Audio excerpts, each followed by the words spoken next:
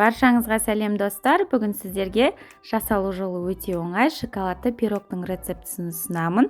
Видеоны қарамас бұрын каналға тіркеліп, қоңыраушаны басып қоюды ұмытпаңыз. Алдымен құрғақ ингредиенттерді, яғни ұн, қант, какао, қопсытқышты салып араластырамыз.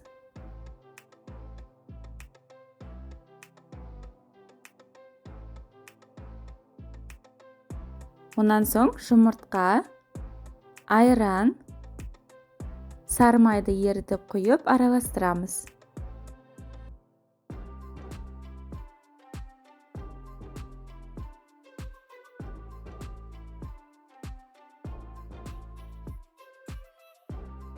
Формаға пергамент қағазын төсеп, біздің тестамызды құйып, шамамен 180 градуста 40-45 минут пісіреміз.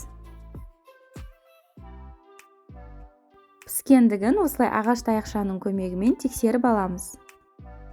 Шоколадты ганаш дайындаймыз. Ол үшін жылы 33 не 35% кілегейге шоколадымызды қосып, осылай үздіксіз араластырамыз. Бізде осындай масса пайда болады.